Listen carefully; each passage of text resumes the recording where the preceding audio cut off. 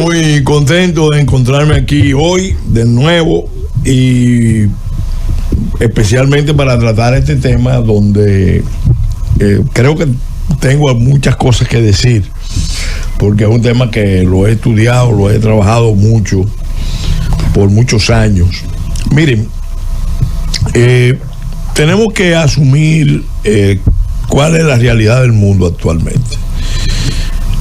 Yo vengo diciendo y lo quiero repetir ahora, el mundo entró en guerra mundial, una guerra mundial híbrida, no es la guerra bélica que conocemos, la guerra convencional, sino cuarta guerra mundial de cuarta generación, porque yo digo que la tercera fue la Guerra Fría, con 92 conflictos, algunos muy intensos, con un saldo mortífero terrible. Entonces, esa guerra mundial es resultado de un cambio profundo que se está dando en el orden internacional. Había un orden internacional que se estableció después de la Segunda Guerra Mundial con la creación de Naciones Unidas. Las bases de ese orden eran que el mundo se iba a regir por organismos multilaterales, en base a una serie de reglas, en base a una serie de principios, y que las grandes potencias en el Consejo de Seguridad iban a ser como el órgano rector de ese orden internacional, especialmente para las grandes crisis militares y violentas. Y eso fue, en buena medida, así funcionó entre el 45, que se forma Naciones Unidas, y propiamente el 90, cuando había caído el muro de Berlín, el campo socialista se estaba desmembrando totalmente, todavía no había caído la Unión Soviética, pero se produce la primera guerra del Golfo. Ahí por primera vez Estados Unidos pasa a jugar un papel de liderazgo dominante, incontestable, porque encabeza una coalición de 56 estados.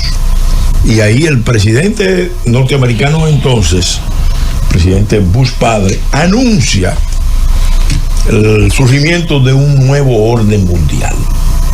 Y le da el perfil de que, bueno, va a ser un orden tutelado por el poder ya de unos Estados Unidos que ganaron la Guerra Fría. Era la visión que había. Occidente estaba muy confiado, muy eufórico con el triunfo de la Guerra Fría frente a una Unión Soviética que se derrumbó, un campo socialista que se derrumbó de manera incruenta y sorpresiva, porque nadie esperaba ese desenlace. Por eso el mismo Putin dice: la mayor catástrofe geopolítica de la historia es el derrumbe de la Unión Soviética y el impacto de eso en el orden internacional. Él estaba en Dresde cuando se cayó el muro de Berlín. Debió decir la mayor bendición. Pero ese muro de Berlín le cayó en las narices. Estoy diciendo las palabras que él empleó. Pero fue la mayor bendición. Él tiene un trauma. ¿Qué pasó? Eso fue lo peor que entre pasó. 1900 Tiene que ir a un psicólogo. Perdón, Pelegrín. De hecho, Sidney Brzezinski, en su libro El Gran Tablero Mundial, los desafíos a la hegemonía estadounidense, tiene un capítulo que se llama así: El hoyo negro. Donde refiere a el agujero negro, pero el agujero negro. Escúchame, Pelegrín, ese agujero negro se refiere a un vacío de poder, a un vacío de poder, precisamente, porque solo va a quedar una potencia global. ¿Qué sucedió? Permítame, en la caída. ¿Qué sucedió entre el 90 y el 2001? Esa década, esos 11 años, 12 años, dice Efraín Halevi, el jefe del Mossad en esa época, los 13 años que cambiaron el mundo, hablando precisamente de ese proceso. ¿Qué sucedió? Bueno, Europa se llenó de euforia, los Estados Unidos igual, Occidente dijo, bueno, nosotros ganamos la guerra y vamos a contar con un liderazgo ruso, de la Federación Rusa, que fue el estado sucesor de la Unión de Repúblicas Socialistas Soviéticas. Vamos a contar con una Federación Rusa con un liderazgo muy débil, declinante, que no va a poder desafiarnos, y nosotros nos vamos a aprovechar de esa vulnerabilidad de Rusia. Y eso efectivamente estaba pasando bajo el liderazgo de Boris Yeltsin, que tomó el poder ya en el año 91, 92, y gobernó una década. ¿Qué pasa? Ahí se vio la voracidad, la agresividad de las élites occidentales, que decidieron, bueno, nosotros vamos a hacer una alianza con un gobierno ruso débil, pero con unos oligarcas rusos, unos nuevos ricos rusos, o unos nuevos multimillonarios rusos, que eran los aliados de Occidente. Y entonces se estaban, vamos a decir, se frotaron las manos y empezaron a tomar el control de los recursos inmensos de Rusia, porque la visión era: este país perdió, no lo podemos ocupar, no lo podemos intervenir, pero con sus élites corruptas nos vamos a apropiar de todo lo que Rusia tiene en las mejores condiciones. Ese proceso evidentemente tuvo un quiebre importante por las luchas mismas internas dentro del poder de la Federación Rusa, porque no hay que olvidar que todo gran imperio tiene un estado profundo. Estados Unidos lo tiene, lo hemos visto. Lo tiene Rusia. Rusia lo tiene. Entonces, en el momento más crítico, cuando Yeltsin tenía que abandonar el poder, entonces ese estado profundo decidió, bueno, esto hay que reformularlo. Michael Clark, en la obra Recursos Escasos en un mundo sediento, explica muy bien el proceso que condujo a la toma del poder por Vladimir Vladimirovich Putin, un coronel de la KGB, que lo escoge el estado profundo y lo bendice el mismo Yeltsin para que tomara el poder. Y el objetivo de Putin desde el principio fue claro: vamos a reconstituir el poder nacional ruso, vamos a tener el control de las riquezas rusas, y sobre la base de las riquezas rusas, que son inmensas, el país que tiene más recursos naturales, sobre la base de ese poder, de esos recursos, nosotros vamos a reconstituir la historia de la gran nación rusa, porque ahí está, con Putin empieza la quinta versión del imperio ruso. Yo pienso, Peregrín, que en ese momento se cae la tesis de Francis Fukuyama, el fin de la historia y el último hombre. Fíjate que todo eso pasa en el año 2001. En el año 2001 pasan tres cosas. Estados Unidos agarra de la mano a China, y la lleva a la Organización Mundial de Comercio. Le da la condición de nación más favorecida, que la mantiene toda. Además, paga igualito que nosotros. El reconocimiento de nación en desarrollo. No, sigue así todavía. Le da esa condición. No han querido demontarse desde caballo. Claro. Francia paga más que China. Entonces, además, en ese año se produce algo que no podemos sacar de la ecuación, que es el ataque del 9/11, que fue, vamos a decir, la declaración, cambió. Declaración de la yihad global. La emergencia de Huntington. La declaración de la yihad global, porque eso, ustedes estaban hablando ahorita de el tema de Palestina, Israel. Yo le voy a decir, el mundo está hace tiempo, es más, casi todas las regiones han sufrido los efectos de las expansiones de la yihad en sus diferentes modalidades. Es un tema. Entonces, en el 2001, Putin, después de los atentados del 9/11, le propone a los Estados Unidos, le dice, miren, los enemigos no somos nosotros, el terrorismo. Porque Rusia también estaba bajo ese mismo ataque.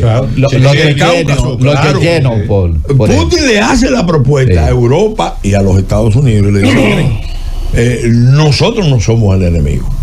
Y Putin inicia una política de acercamiento muy hábil de su parte para tratar de arrastrar a Europa a su órbita de influencia con su gas, con su petróleo, con su carbón. Y buscando inversión, buscando tecnología, que era algo racional desde el punto de vista político.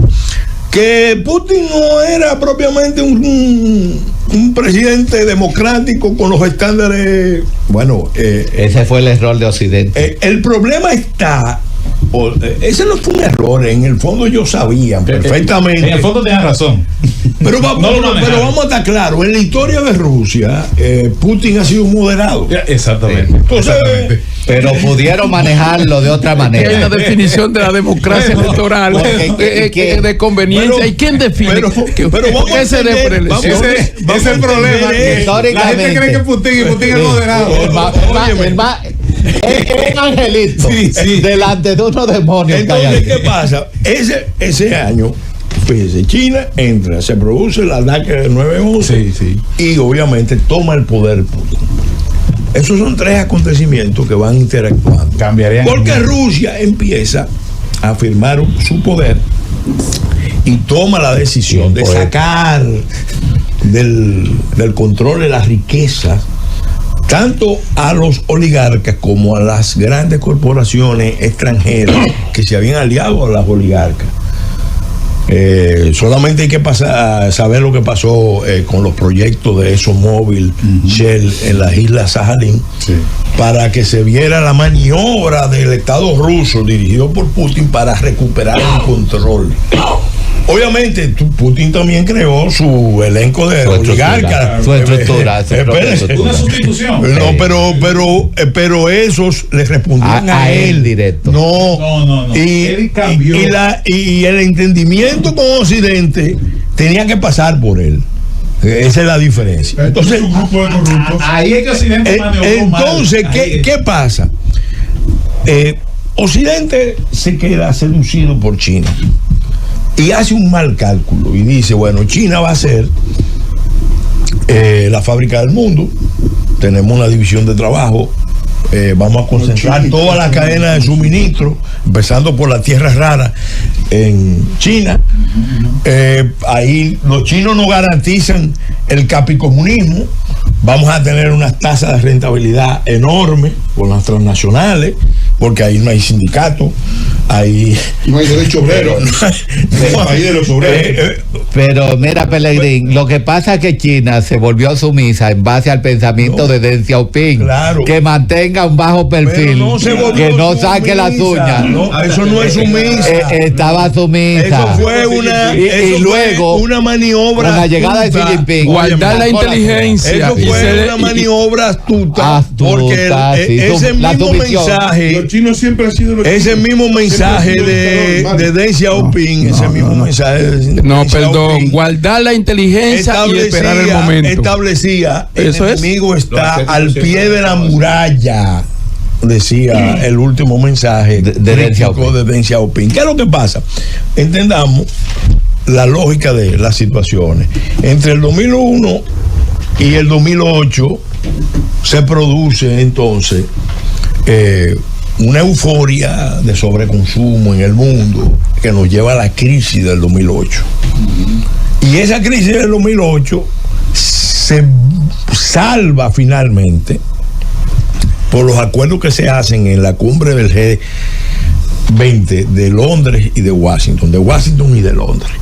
¿Quién paga buena parte de la factura de la crisis? Bueno, los ahorros orientales, tanto los chinos como los asiáticos en general y el mundo árabe. Vamos a pagar porque a nadie le conviene que Estados Unidos venga una recesión más grande que la del 29. Entonces vamos a pagar la cuenta. Ahora, ¿qué pasa? A partir de ahí ellos tomaron la decisión de cambiar la relación. Fíjense que eso sucede. La última cumbre del G20 fue en Londres, creo que fue en el mismo 12. En el 13 toma el poder Xi Jinping, y con Xi Jinping cambia la línea, y entonces ya de una China que iba a jugar el papel, una China 2 y cambia de socio importante a competidor estratégico, pero pasivo. China pasa a competidor estratégico. ¿Qué pasa? La pobreza. Entre el 2012 y el 2017, en esos 5 años, se ve claramente ese cambio. Y cuando Trump gana, que le mete mano, Trump cambia la política frente a China, y empieza una fase ya de la guerra híbrida, porque en el 14, recuérdense que lo he mencionado varias veces, aquí se blandió en el mar meridional y en el mar oriental de China. China amenazó especialmente a Japón con cortarle el suministro de tierras raras. Eso era como quien dice una declaratoria de guerra. Entonces, ¿qué pasa? Casus belli. Entonces, ¿qué pasa? Eso ahí produce el cambio estratégico que estamos viendo. Trump pasa sus 4 años peleando con China, voy cerrando, peleando con China, ya considerando que China ya no era, como algunos habían entendido, el gran aliado de Estados Unidos, el gran socio en Chimérica. Y lo incluye en la estrategia de seguridad por primera vez como enemigo. Claro, 2017, y el general McMaster dice que propiamente la guerra entre China y Estados Unidos empezó en el año 2019. Ya con Trump en la presidencia. Como resultado de la COVID-19. Y sobre todo por el tema de la técnica militar que estaba usando China por el control de espacio. Sí, las islas artificiales. Entonces, ¿qué pasa? Eso es lo que produce un cambio. Ahí cuando ganan los demócratas, entonces el mundo da un vuelco. Porque esa OTAN, porque Trump había estado trabajando con Rusia en Medio Oriente. Acuérdense que hubo una alianza entre Estados Unidos, dirigido por Trump, y los rusos, en el caso de Siria, en el caso del norte de Irak, frente a los temas de ISIS y todo ese. Entonces, ¿qué pasa? Cuando Estados Unidos abandona Afganistán, en la forma en que lo abandona, en realidad lo que hace es decirle al mundo: bueno, Estados Unidos, la OTAN, esto es un desastre, esto colapsó, daba una percepción de caída, de debilidad absoluta. Y ahí entonces la administración Biden, los liberales y los republicanos, que logran, incluso en coordinación con los chinos, sacar a Donald Trump del poder, entonces toma la decisión de marcharle brutalmente a Rusia, porque ellos necesitaban una Rusia fuerte para poder mantener la alianza norteatlántica.